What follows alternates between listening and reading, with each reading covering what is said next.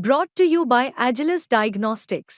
Health test की बात आती है तो मैं भरोसा करता हूँ India's largest diagnostics company Agilus Diagnostics. खुद को टेस्ट करते रहो। जुलाई में जब एकनाथ शिंदे ने स्वीकृति शर्मा को पार्टी ज्वाइन कराई थी तब कुछ सोचा ही होगा कि क्यों ले रहे हैं, क्या कैसे इस्तेमाल करेंगे। स्वीकृति शर्मा को मामूली नहीं बड़ा भाव देकर पार्टी में लाए एकनाथ शिंदे। चुनाव से ठीक पहले अपने बंगले नंदन वन बुलाकर स्वीकृति शर्मा और उनकी दोनों बेटियों को शिवसैनिक बनाया। शिवसेना में शामिल होने स्वीकृति शर्मा करीब 50 गाड़ियां लेकर सीएम शिंदे के बंगले तक पहुंची थी। विधानसभा चुनाव के लिए टिकट बंटने शुरू हुए तो चर्चा तेज हो चली कि मुंबई की अंधेरी ईस्ट सीट जो कि शिवसेना के खाते में आई है, वहां से स्वीकृति शर्मा शिवसेना की उम्मीदवार होंगी।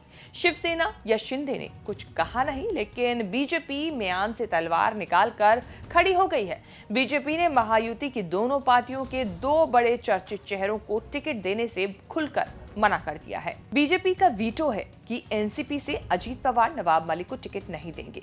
स्वीकृति शर्मा को एकनाथ शिंदे की पार्टी शिवसेना से टिकट नहीं मिलना चाहिए।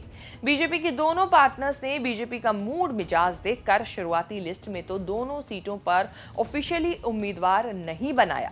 अजीत पवार ने नवाब मलिक वाली सीट अणु शक्ति नगर से बेटी सना मलिक शेख को टिकट कंफर्म कर दिया। स्वीकृति शर्मा की पिक्चर क्लियर होनी है। स्वीकृति शर्मा को लेकर बीजेपी की आपत्ति ये है कि वो मुंबई के एनकाउंटर स्पेशलिस्ट रहे प्रदीप शर्मा की पत्नी है। बीजेपी को प्रदीप शर्मा से दिक्कत है। प्रदीप शर्मा ने एनकाउंटर करके खूब शोहरत और खूब विवाद बटोरे। 2019 के लोकसभा चुनाव में राजनीति में भी किस्मत आजमाई। तब शिवसेना में उद्धव ठाकरे एकनाथ शिंदे एक साथ होते थे। नाला सोपारा से प्रदीप शर्मा को उद्धव ठाकरे ने टिकट दिया था, लेकिन चुनाव हार गए। Pradeep Sharma super cop Singham encounter specialist पुकारे गए, लेकिन फंस गए अंडरवर्ल्ड कनेक्शन में। फर्जी एनकाउंटर केस में 2008 में मुंबई पुलिस से बर्खास्त किए गए। 2013 में कोर्ट से बरी हुए। 2017 में नौकरी वापस मिली।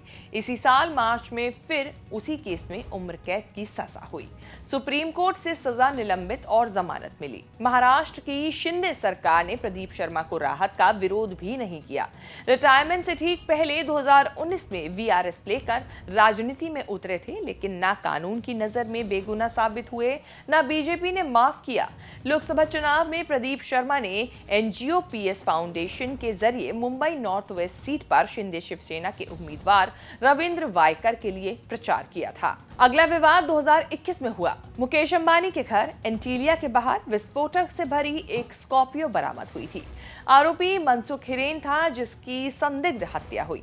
उस हत्याकांड से प्रदीप शर्मा का कनेक्शन जुड़ा। एनआईए ने गिरफ्तार कर लिया। 2024 में फर्जी एनकाउंटर केस में सजा भी हो गई। दोनों मामलों में प्रदीप शर्मा जेल से बाहर हैं। जो राजनीति में प्रदीप शर्मा नहीं कर सके, उसी अधूरे मिशन को पूरा करने स्वीकृति शर्मा शिवसेना में आई, लेकिन बीजेपी ने अड़ंगा लगा दिया।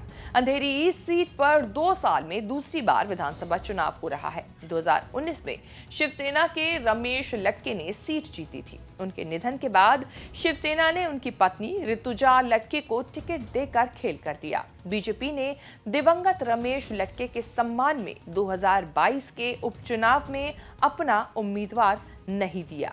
ऋतुजा लटके चुनाव जीत गई। अंधेरी ईस्ट में उपचुनाव को लेकर राष्ट्रीय चर्चा इसीलिए भी रही क्योंकि ऋतुजा के बाद दूसरे नंबर पर सबसे ज्यादा वोट नोटा को मिले थे।